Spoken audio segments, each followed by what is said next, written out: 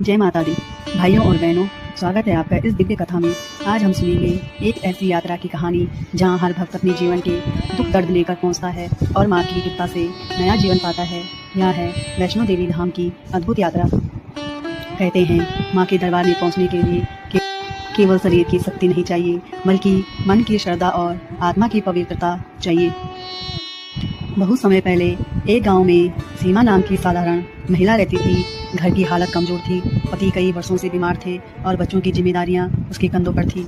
हर दिन चिंता और दुख से उसे तोड़ते जा रहे थे, पर सीमा का विश्वास अटल था। उसने निश्चय किया कि वह माता वैष्णो देवी की यात्रा जरूर करेगी। उसने परिवार से कहा, माँ बुला रही है, मैं उनके दरबार जाऊंगी। अगर माँ की कृपा मिली तो हमारा जीवन बदल जाएगा। कई लोग हंस पड़े, तेरे पास साधन नहीं, पैसे नहीं और तू पहाड़ की यात्रा करेगी। लेकिन सीमा ने मन में ठान लिया। वह पैदल ही यात्रा पर निकली। रास्ते में हजारों श्रद्धालु जय माता दी के जयकारे लगाते हुए बढ़ रहे थे। वातावरण भक्तिमय था। सीमा ने भी उसी आस्था के साथ चढ़ाई शुरू की। पहाड़ की चढ़ाई कठिन थी, पथरीले रास्ते थे, ऊंची नीची सीढ़ियां और थकान से भरा शरीर। कई बार उसके कदम डगमगाए और जैसे ही वह रुकती, पीछे से आती आवाजें उसे हिम्मत देती। जय माता दी, जय माता दी। उसके भीतर एक नई शक्ति का जाग उठी। एक रात यात्रा के दौरान सीमा को तेज बुखार हो गया, शरीर कांपने लगा, आंखें बंद होने लगी। वह सोचने लगी, शायद मैं माँ के दरबार तक नहीं पहुँच पाऊंगी। तभी अचानक एक वृद्ध महिला उसके पास आई। उसके हाथ में जल का लोटा और प्रसाद था। वह बोली, बेटी हिम्मत मत हार, माँ ने तुझे बुलाया है, यह जल पी ले। सीमा ने जल पी लिया और वही सो गई।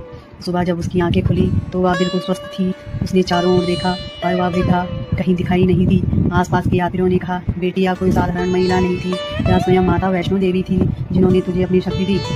सीमा भाव विफोर उठी, उसके आंखों में आंसू बहने लगे। उसने अनुभव किया कि माँ सच में हर कदम पर भक्त की रक्षा करती है।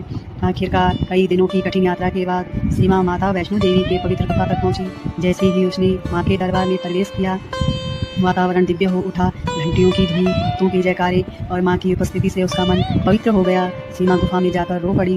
उसने माँ से प्रार्थना की, हे माँ, मेरे परिवार की रक्षा करो, मेरे पति को स्वस्थ कर दो, ठीक कर दो, मेरे बच्चों को सुख शांति दो। माँ के दरबार में उसकी आत्मा को अद्भुत शांति मिली। घर लौटने पर चमत्कार हुआ। धीरे धीरे उसके पति की बीमारी दूर होने लगी। घर में सुख शांति लौट आई। सीमा ने सबको बताया कि माँ वैष्णो देवी केवल मंदिर में नहीं रहती, वह हर भक्त के साथ चलती है, उसकी रक्षा करती है और सही समय पर उसका मार्गदर्शन करती है। तो भाइयों और बहनों, इस कथा में हमें यह सीख मिलती है, माँ वैष्णो देवी की शरण में जाने वाला भक्त कभी खाली हाथ नहीं लौटता। कठिनाइयाँ चाहे कितनी भी हो, श्रद्धा और विश्वास से माँ अवश्य कृपा करती है। आइए हम सब मिलकर माँ का स्मरण करें। माँ वैष्णो देवी की यह पावन यात्रा केवल एक सफर नहीं, बल्कि आत्मा को शुद्ध करने वाला साधन है। माँ के दरबार में पहुंचकर हर भक्त को यह अनुभव होता है कि सच्चा सुख शांति भक्ति और समर्पण में ही है। आओ हम सब माँ से यही प्रार्थना करें कि हमारे जीवन से दुख दर्द मिटे और चारों ओर प्रेम शांति और भक्ति का प्रकाश फैलाए। माता रानी की महिमा का बखान शब्दों में करना असंभव है। जो भी भक्त सच्चे मन से माता के चरणों में माथा टेकता है, उसके जीवन में नई ऊर्जा और सकारात्मक का संचार होता है।